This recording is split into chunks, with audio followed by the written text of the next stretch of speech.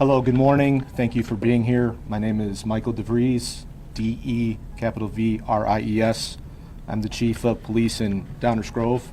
I'm joined here by my Deputy Chief of Operations, Jim McGreal, my Lieutenant of Investigations, Jeremy Thayer, who led the investigation, and our team of investigators who were instrumental in making the arrest in this case.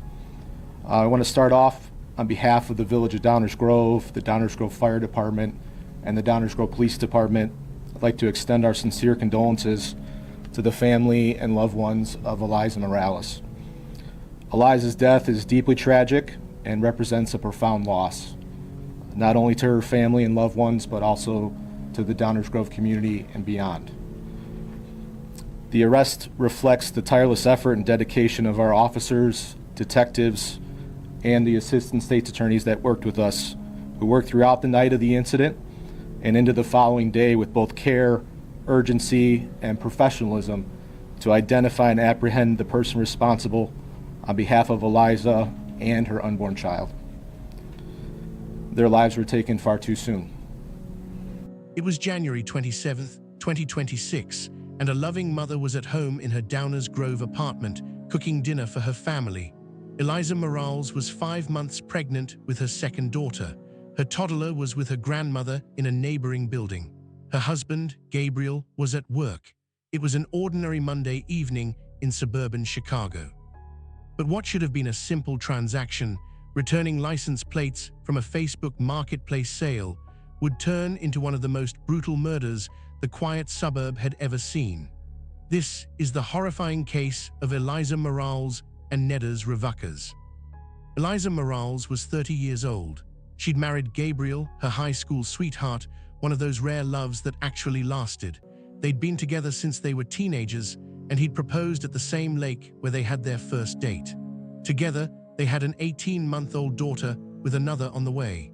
She worked in the payroll department at Lurie Children's Hospital in Chicago while continuing her education. She was just a loving person, kind person. She would take her shirt off her back for anyone, said Angelica Silva, Eliza's mother-in-law. The couple lived in a modest apartment on Ogden Avenue in Downers Grove, a peaceful western suburb of Chicago. It was the kind of neighborhood where families felt safe. Nothing prepared this community for what was about to happen. On Friday, January 24th, 2026, Gabriel Morales listed a dark red 1994 Ford Ranger pickup truck on Facebook Marketplace. That same day, 19-year-old Nedas Revacas from nearby Westmont responded.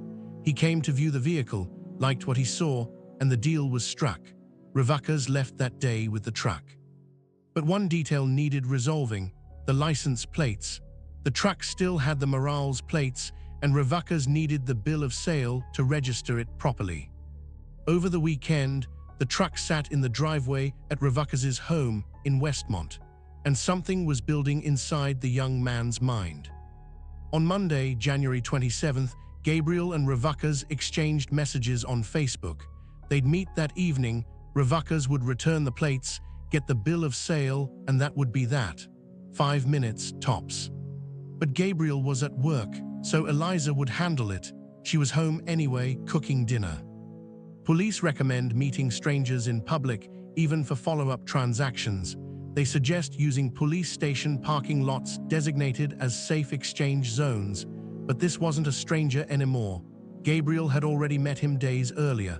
The truck was sold. This was just paperwork, and besides, it was easier to just meet at home. Eliza had no reason to be concerned. What could possibly go wrong? Revacas was scheduled to arrive around 5:10 p.m. The apartment building had surveillance cameras in the vestibule. Those cameras captured the final minutes of Eliza Morales' life. By 5:28 p.m., Nedas Revacas arrives. Eliza meets him in the vestibule. The interaction appears cordial. Revacas briefly exits, and Eliza hands him a tool, presumably a screwdriver for removing the license plates. But by 5:33 p.m., Revacas returns, but something has changed. The surveillance footage reveals him holding what appears to be a screwdriver behind his back. His body language is tense, purposeful. Eliza, trusting and unsuspecting, escorts him into her apartment.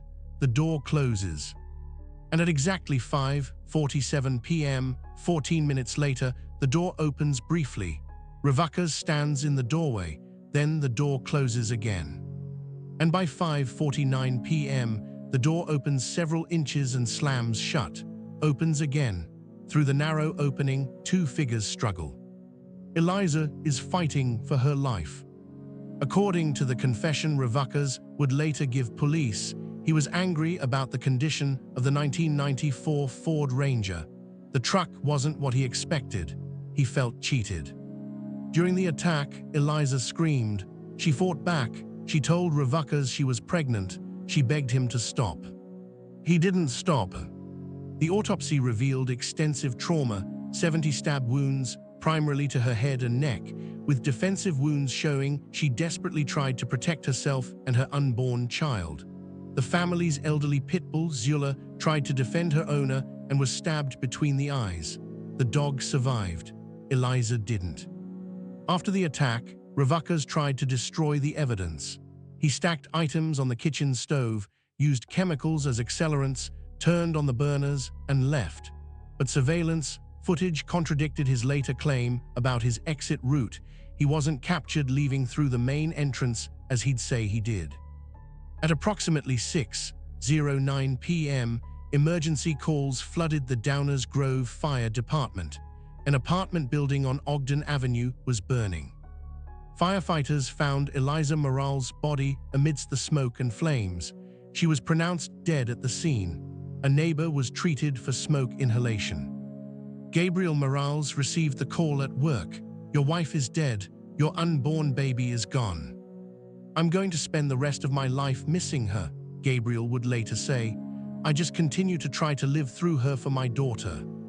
The Downers Grove Police Department launched a homicide investigation immediately, working with multiple agencies. The surveillance footage was crucial. It showed Eliza meeting with a young man, showed him returning with something behind his back, showed signs of struggle. Gabriel provided the missing piece, the Facebook Marketplace sale. The buyer's name was Nedas Ravakas. He lived in Westmont, and the red Ford Ranger was sitting in his driveway.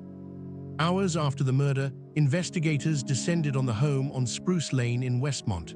The truck was there. Inside the house, they found clothing stained with blood.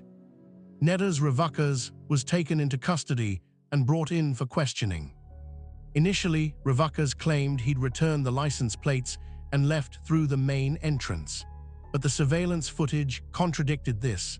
The cameras never captured him leaving through those doors. Then he confessed. He admitted to killing Eliza Morales. He'd stabbed her repeatedly because he was angry about the truck's condition. During the attack, Eliza told him she was pregnant, but he continued. He admitted to starting the fire, stacking items on the stove, and using chemicals to accelerate the blaze. He admitted to attacking the family dog. After the murder, he'd taken Eliza's phone, snapped it in half, and threw the pieces from his car window near I-355. He disposed of the knife near Highland and Butterfield roads. He stopped at an Ace Hardware, changed his jacket, removed his bloodied clothing, and tried washing away the blood with bathroom cleaner. Police recovered a bag with his clothing and phone fragments from a garbage can outside the store. Inside the pickup truck, investigators found blood on the driver's door and steering wheel. They also found $200 in cash on the driver's seat, some stained with blood, money taken from the Morales apartment. Ravakas was crying at times when left alone in the interview room, but his tears couldn't change what he'd done. Why? A 19-year-old with no prior criminal record commits one of the most brutal murders the area had ever seen, over a truck. What drives someone to that level of violence? "I didn't know why I snapped," Ravakas told investigators. "I didn't want to start the fire. I didn't know what to do." But the surveillance footage tells a different story. He returned to the building with a tool behind his back. That's not someone who snapped. That suggests premeditation. Forensic psychiatrists who study violent offenders note that extreme overkill, particularly in cases with dozens of stab wounds, often indicates a loss of impulse control combined with a triggering sense of humiliation or perceived injustice. For young men in particular, perceived disrespect or being cheated can ignite disproportionate rage, especially if they lack the emotional regulation skills to de-escalate. What's particularly disturbing is the target displacement. Revucas wasn't angry at Gabriel, who sold him the truck. He took his rage out on Eliza, a pregnant woman who had nothing to do with the sale except completing the paperwork as a favor to her husband. The fact that Eliza told him she was pregnant and he continued reveals a level of depersonalization that's chilling. In that moment, she wasn't a human being to him. She was an outlet for his frustration. This wasn't a crime of passion. This was rage seeking a target. On January 28, 2026, Nedas Revucas was charged with 3 counts of first-degree murder, intentional homicide of an unborn child, armed robbery, aggravated arson, and animal cruelty. At his detention hearing, Judge Joshua Deeden denied bail, calling the violence not comprehensible. Revucas, he said, posed a real and present threat to the community. DuPage County states, Attorney Robert Berlin was blunt. What makes this case particularly troubling is the unconscionable level of violence. On January 30th, while Revucas awaited trial in DuPage County Jail, a janaza prayer was held for Eliza at the American Muslim Cemetery in Linwood, Illinois. Family and friends gathered to mourn. She fought for her life, Angelica Silva said. It was a horrific, violent crime. The community rallied around the Morales family. A GoFundMe was established, donations poured in, neighbors brought food, friends offered childcare, but nothing could fill the void. Eliza's daughter, not yet 2 years old, would grow up with no memory of her mother. The second daughter would never take a breath. "You don't ever want to bury your own kid," said Carolina Castro, Eliza's cousin. This case reignited concerns about the dangers of online marketplace transactions, but here's what makes it so terrifying. Eliza did everything that seemed reasonable. The transaction had already happened. Her husband had met Revucas days earlier. This was just paperwork. How could she have known? She couldn't have. Revucas worked as a painter. He had a girlfriend. He appeared normal, but somewhere inside him lurked a capacity for extreme violence. And when triggered, when he felt wronged, that violence erupted. The Downers Grove Police Department now emphasizes their safe exchange zone in the police station parking lot, stressing it's not just for initial transactions, but any meeting with marketplace buyers or sellers, even follow-ups, even people you've already met once. Because the first meeting doesn't guarantee safety for the second, the psychological guard comes down. We assume the danger has passed. This case proves that assumption can be fatal. As of February 2026, Nedas Revucas remains in DuPage County Jail awaiting trial. He faces multiple counts of first-degree murder, which in Illinois carry a mandatory minimum of 20 years and a maximum of natural life imprisonment. But no sentence can bring Eliza back. No punishment can undo the trauma inflicted on her family. For Gabriel Morales, there is only moving forward day by day for the sake of his daughter, keeping Eliza's memory alive while learning to navigate a future she should have been part of. "I can't get every second back with her," Gabriel said. "I just continue to try to live through her for my daughter and continue to be strong for my family." Most people are good and honest, but some are not. And in the age of digital marketplaces, we're inviting strangers into our lives with unprecedented ease. Sometimes you can't tell the difference until it's too late. Don't forget to subscribe for more true crime cases. If you found this story impactful, please consider supporting the Morales family. And remember, always meet in public spaces for any marketplace transaction, initial or follow-up. Your safety is worth the inconvenience.